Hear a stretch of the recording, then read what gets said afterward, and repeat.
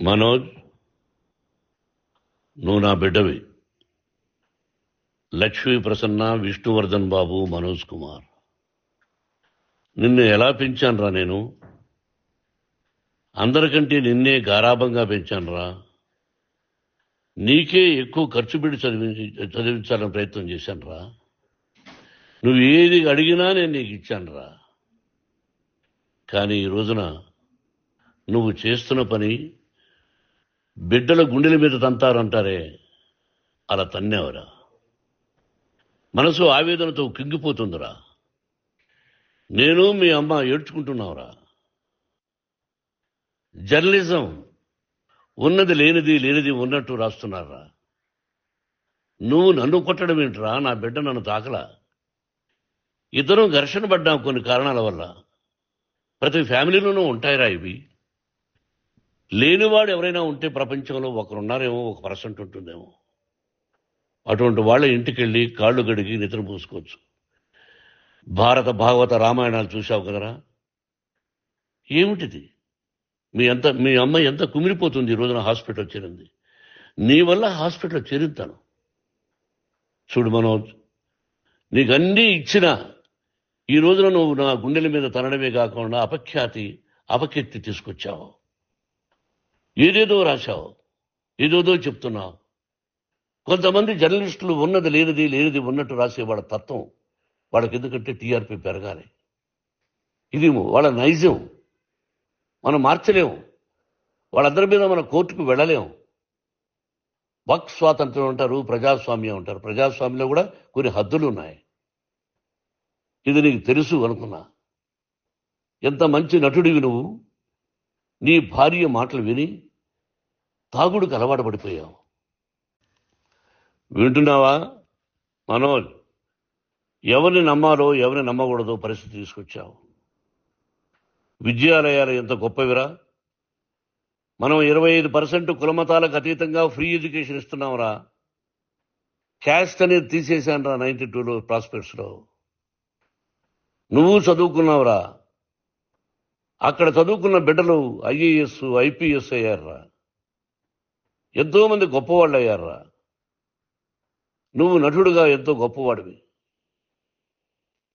తాగుడికి అలవాడబడి నువ్వు నీ భార్య ఇంట్లో బిహేవ్ చేస్తున్న విధానం ఆ భగవంతుడు సర్వేశ్వరుడు తెలుసు.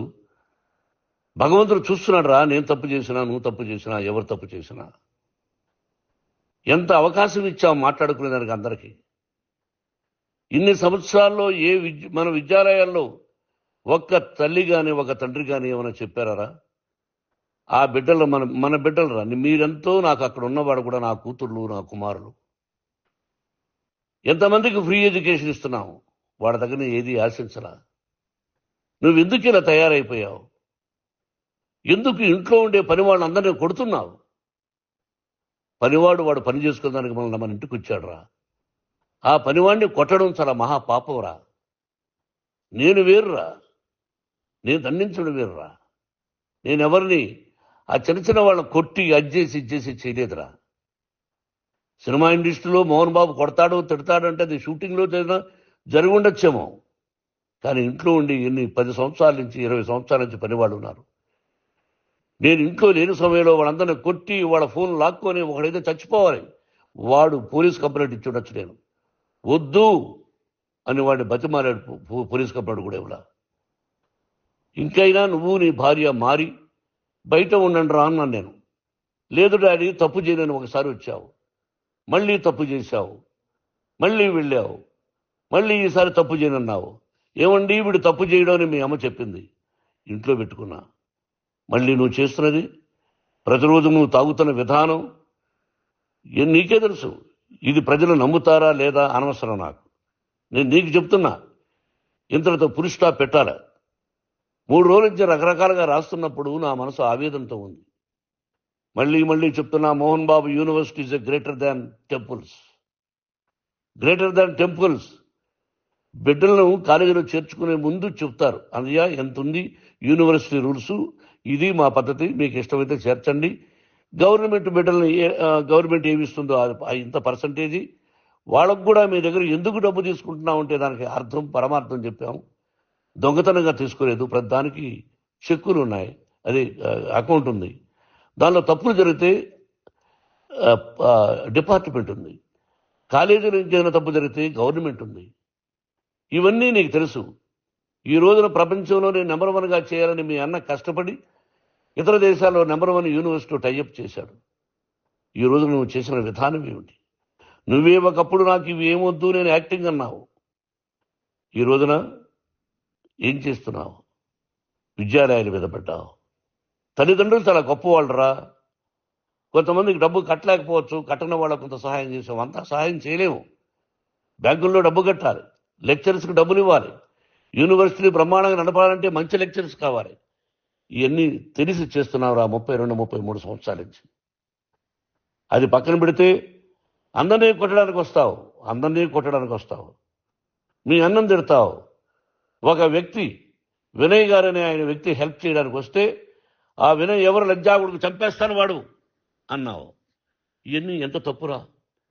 అంటే మీ నాన్నగారికి ఎవరు సహాయం చేయడానికి వస్తే వాళ్ళందరినీ లజ్జా కొడుకులు అంటావు, చంపేస్తానంటావు. మీ అన్నను చంపేస్తానన్నావు. చంపరా చూద్దాం మీ అన్న. నేనే అన్నా.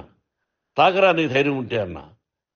ఎంతమందిని చంపాలనుకుంటున్నావు? ఎంతమందిని చేయాలనుకుంటున్నావు? నువ్వు ఏం సాధించాలనుకుంటున్నావు? ఆలోచించుకో. ఈ ఇంట్లోకి అడుగు పెట్టడానికి నీకు అధికారం లేదు. ఇది నా కష్టార్జితం. మా నాన్నగారు 10 రూపాయలు 10 పైసలు కూడా ఇవ్వలేదురా. మంచి జన్మనిచ్చాడు మా నాన్నగారు. మద్రాసుకు వెళ్ళి వీధుల్లో అడుగు తిన్నాను రా. ఒక పూట కూడా భోజనం లేకుండా అడుగు తిన్నాను రా. న్యాయంగా మోహన్ బాబు తిడతాడు కొడతాడంటారు కానీ మోసగడనం లేదురా. నీట్ పార్లమెంటేరియన్గా బయట వచ్చాను రా. నువ్వు నా పరువు ప్రఖ్యాతులు మంట కలిపావు. ఏమిటి నేను చేసిన అన్యాయం? నీకు జన్మనిచ్చాను, అదా నేను చేసిన పాపం.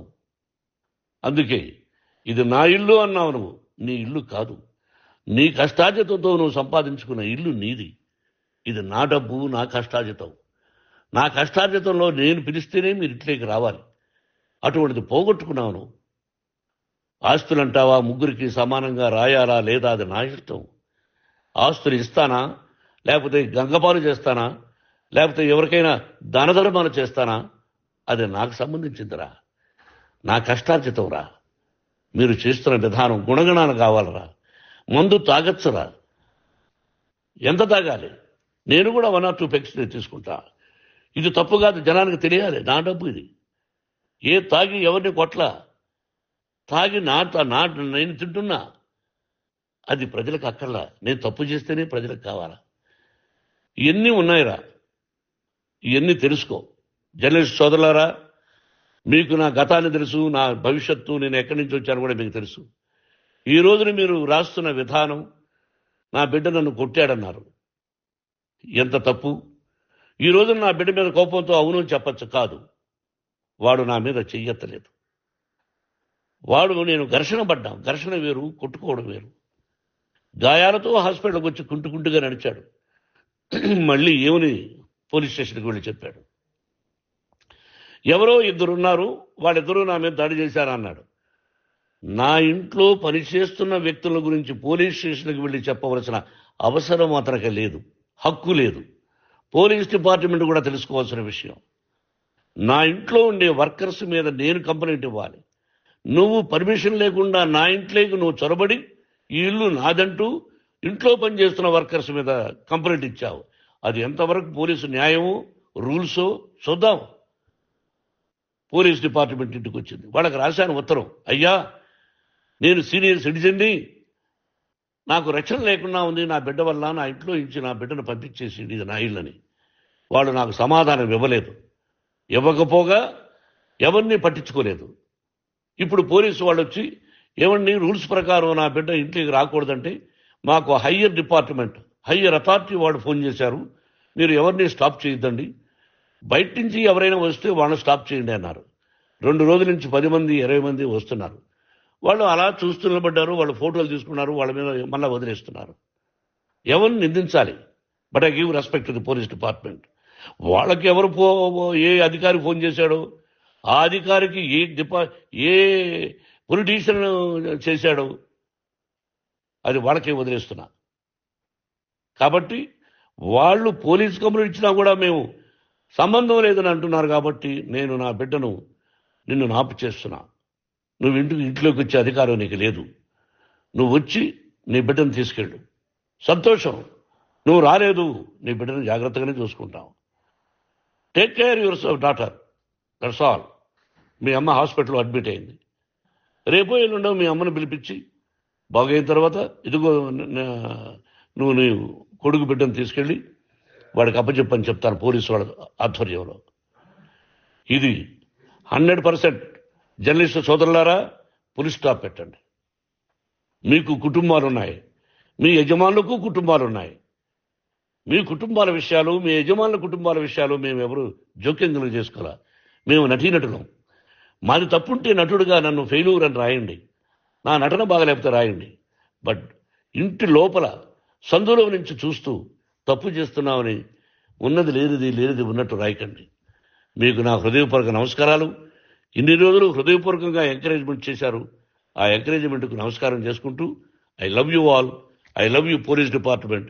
మీరు న్యాయంగా ధర్మంగా నడుచుకోండి, ఎవరికి తొత్తుల్లాగా ఉండొద్దండి అని మనవి చేసుకుంటూ నేను సెలవు తీసుకుంటాను. Thank you very much for all the journalist. ఇక్కడ పులి స్టాప్ పెట్టండి. Thank you very much.